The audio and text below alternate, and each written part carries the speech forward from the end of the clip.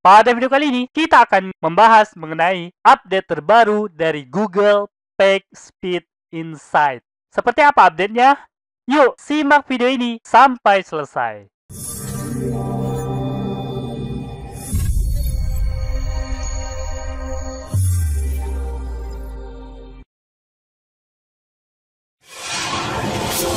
Assalamualaikum warahmatullahi wabarakatuh. Ketemu lagi bersama saya, Kanada Kurniawan, dan masih di channel kita Pro Jasa Web.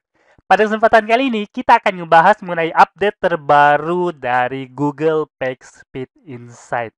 Nah, tanpa berlama-lama, yuk kita langsung masuk aja ke pembahasannya. Oke, jadi informasi mengenai update terbaru Google PageSpeed Insight ini saya dapat langsung dari web.dev. Artikel ini diterbitkan tanggal 3 November tahun 2021, sekitar 1 pekan yang lalu ya. Update kali ini itu terkait dengan masalah user interface. Jadi yang diupdate itu adalah user interface-nya. Tapi jangan salah ya, update ini lumayan besar juga dan ini menambah beberapa hal sehingga teman-teman harus memahaminya. Dan terakhir, tujuan dari update ini adalah agar data lebih mudah dipahami. Kenapa? Karena desain yang saat ini menurut Google itu sering disalahpahami.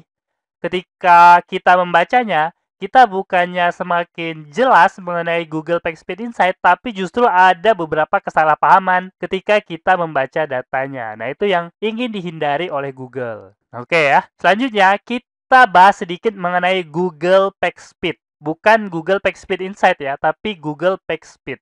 Teman-teman harus tahu bahwa sebenarnya Google PageSpeed itu sudah dicanangkan itu pada event Google Conference atau Google I.O. Ini di tahun 2010 ya. Tanggalnya tanggal 19 sampai tanggal 20 Mei tahun 2010. Nah, ini kira-kira logonya seperti ini nih. Google I.O. Developer Conference tahun 2010. Nah, ketika pertama kali dirilis, Google PageSpeed ini terdiri atas 4 hal. Nah, jadi ada 4 komponen utama dalam Google PageSpeed. Yang pertama itu adalah modul PageSpeed yang terdiri dari mod PageSpeed untuk Apache. Jadi teman-teman yang pakai server Apache ini bisa diinstal mod PageSpeed. Kalau teman-teman yang pakai Nginx, teman-teman bisa pakai Nginx PageSpeed. Jadi ini modul buat server ya. Jadi bukan buat websitenya langsung, tapi untuk servernya. Jadi kalau teman-teman pakai VPS atau dedicated itu bisa nginstal modul PageSpeed ini. Nah, yang kedua itu barulah PageSpeed Insight. Nah, jadi PageSpeed Insight itu merupakan bagian dari Google PageSpeed. Yang ketiga itu adalah PageSpeed Service, dan yang keempat itu adalah PageSpeed Chrome DevTool Extension. Nah, saya kira yang terakhir ini udah nggak ada lagi ya. Udah nggak ada lagi extensionnya karena ini udah langsung terintegrasi dengan Chrome DevTools yang ada di Chrome saat ini. Oke, selanjutnya, kenapa Google PageSpeed Insight ini diupdate? Nah, tentu aja yang pertama itu alasannya karena Google PageSpeed Insight ini merupakan elemen penting dalam rangkaian tools dari Google PageSpeed. Nah, yang kedua, seperti yang sudah disampaikan bahwa basis kode PageSpeed Insight ini udah berusia 10 tahun, bahkan lebih. Nah, jadi tahun 2010 dirilis, nah sekarang udah tahun 2021. Jadi basis kodenya itu udah lama banget. Jadi usianya udah cukup tua, kemungkinan besar selain mengganti user interface-nya, ke depan Google bakal mengganti basis kode dari PageSpeed Insight. Nah, kemudian yang terakhir itu adalah ada masalah terkait antarmuka. Nah, itu dia. Salah satu masalah yang sering muncul itu adalah pengunjung salah paham terhadap apa yang dimaksud ketika membaca report dari PageSpeed Insight. Nah, oke. Itu pengantarnya, kita langsung masuk aja ke materi utamanya ya. What's new? Apa aja yang baru dalam Google PageSpeed Insight terbaru? Nah, yang pertama, Google ingin menjelaskan perbedaan antara field data dan lab data. Nah, kalau sebelumnya itu pada laporan yang lama itu kan gabung ya laporannya. Nah, sekarang itu laporan dibedakan.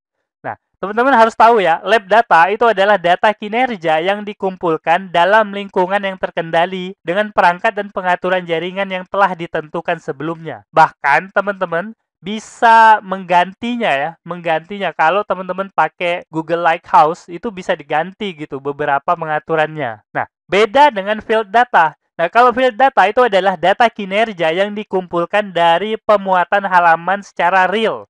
yang dialami oleh pengguna website teman-teman. Artinya kalau website teman-teman itu pengunjungnya masih sedikit, maka nggak bakal ada field datanya. Nah, oleh karena itu, kalau teman-teman coba pakai PageSpeed Insight, terus field datanya kosong, nah itu berarti pengunjung website teman-teman itu belum banyak. Nah, seperti itu ya. Jadi, update terbaru ini, Google ingin menjelaskan dua hal ini, bahwa dua hal ini berbeda dan teman-teman harus memahaminya dengan baik. Kira-kira tampilannya seperti ini untuk field datanya. Jadi berubah ya, berubah drastis, beda banget dengan yang ada sekarang. Nah, kemudian untuk lab datanya ini seperti ini. Nah, beda ya. Nah, jelas beda ya. Oke. Nah, selanjutnya, apa lagi yang baru dari PageSpeed Insight? Nah, yang baru itu adalah penilaian core web vitalnya. Nah, bukan cara menilainya ya, bukan cara menilainya.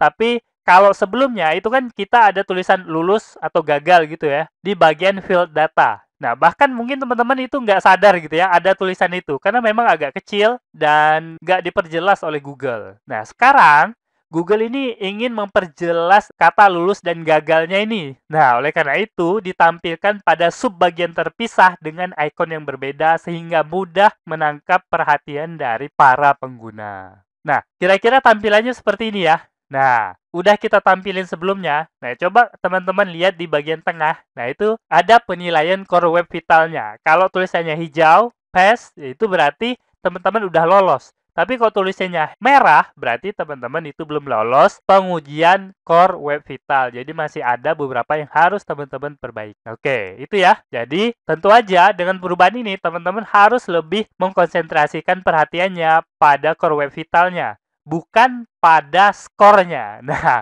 saya udah sering berkali-kali ya, saya membuat video mengenai core web vital dan menyatakan berkali-kali agar teman-teman jangan fokus pada skornya, tapi fokus pada core web vital assessment-nya ini. Oke. Selanjutnya, perubahan apa yang terjadi itu adalah label seluler dan desktop. Nah, ini perubahan kecil ya. Jadi, dulunya itu ada di samping kiri atas, bahkan sebagian mungkin nggak terlalu perhatian atau nggak pernah memperhatikan gitu ya. Ada label seluler dan desktop pada bagian kiri atas ya. Nah, kemudian itu sekarang dipindahkan oleh Google itu di tengah, supaya lebih mudah terbaca. Nah, ini contoh pada yang lama ya. Ya, yang lama ini kan bagian kiri atas nih ya. Ada label mobile-nya, kemudian ada label desktop-nya. Nah, sekarang di PageSpeed Insight yang baru, itu labelnya itu di tengah. Jadi, mobile dan desktop-nya itu ada pada bagian tengah. Oke. Lanjut lagi. Kemudian perubahan apa lagi? Perubahan selanjutnya itu adalah origin summary. Nah, apa itu origin summary? Mungkin beberapa teman-teman masih belum tahu ya.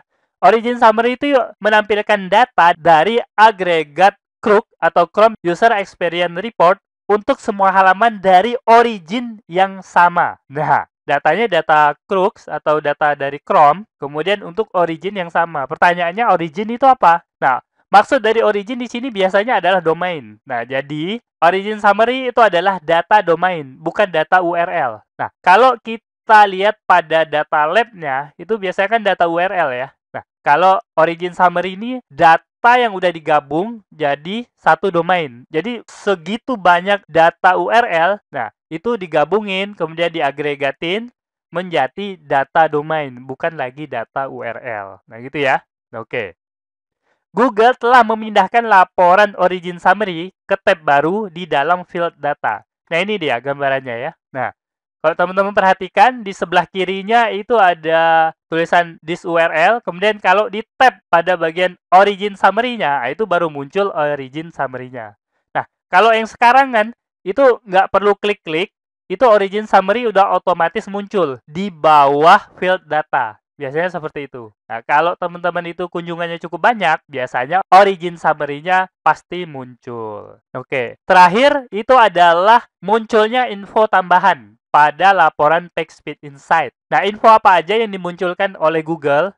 Nah, info yang pertama itu adalah data collection period. Untuk data Chrome, itu kan ada data collection periodnya biasanya 28 hari ya. Nah, kemudian ada visit duration, ada device, ada network connection, ada sample size. Nah, sample size itu maksudnya dari segi statistiknya ya, berapa besar sampelnya, seperti itu. Nah, kemudian ada Chrome version. Nah, jadi ada 6 data yang ditampilkan sebagai info tambahan.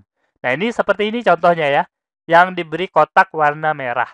Nah, di bagian bawah ya. Maksud Google dijelaskan seperti ini, jadi kita semakin jelas bahwa data yang kita baca itu bukanlah data seketika gitu ya. Bukanlah data yang baru aja kita masukin, baru kita klik tombolnya gitu ya. Tapi data yang udah dikumpulin lewat pengguna Chrome selama 28 hari. Nah, itu ya. Nah, sebenarnya masih banyak lagi perubahan-perubahannya, tapi saya rasa tidak terlalu signifikan, jadi tidak saya masukin dalam video ini. Oke, mungkin itu aja beberapa perubahan yang terjadi pada PageSpeed Insight. Nah, kita sampai kepada simpulan. Jadi, simpulannya itu tampilan baru itu jadi lebih mudah dipahami. Artinya, udah jelas pembagiannya, jadi teman-teman bisa fokus gitu ya, apa yang harus dievaluasi. Nah, video ini diambil dari tulisan saya pada URL berikut ya, news.projasaweb.com/update terbaru Google PageSpeed Insight. Kalau teman-teman penasaran atau pengen informasi yang lebih lengkap, silakan kunjungi artikel tersebut. Nah, oke, mungkin itu aja yang bisa saya sampaikan pada video kali ini. Semoga aja video ini dapat bermanfaat buat teman-teman, dan saya akhiri. Assalamualaikum warahmatullahi wabarakatuh. Oke, seperti biasa, jika ada yang salah dari apa yang saya sampaikan, tolong teman-teman ingatin ya. Jangan sampai nggak diingatin, supaya saya dapat melakukan perbaikan pada channel ini dan pada diri saya sendiri. Dan jika ada pendapat yang berbeda, teman-teman bisa masukin ke kolom komentar, supaya kita bisa berdiskusi. Jika ada masukan, teman-teman jangan sungkan untuk menyampaikannya, karena saya sangat terbuka dengan segala macam masukan. Dan jika teman-teman memiliki usulan pembahasan, cantumkan juga di kolom komentar, supaya semua usulan teman-teman dapat saya wujudkan dalam bentuk video. Buat yang belum tahu, video ini adalah bagian dari program Akademi Projasa Web, tempat di mana teman-teman bisa belajar digital marketing secara gratis. Caranya mudah, cukup kunjungi projasaweb.com/academy. Ada ratusan artikel dan video yang dapat teman-teman pelajari. Jika ada pertanyaan mengenai materi, teman-teman tinggal hubungi saya melalui email info@projasaweb.com. Gratis tanpa biaya apapun. Harapannya, dengan program ini, semakin banyak orang yang memahami digital marketing. Saya percaya jika semakin banyak orang yang paham digital marketing, maka ekonomi kita juga akan semakin baik. Yuk, dukung program ini dengan cara subscribe dan share video ini, serta mengunjungi Projasa Web Academy.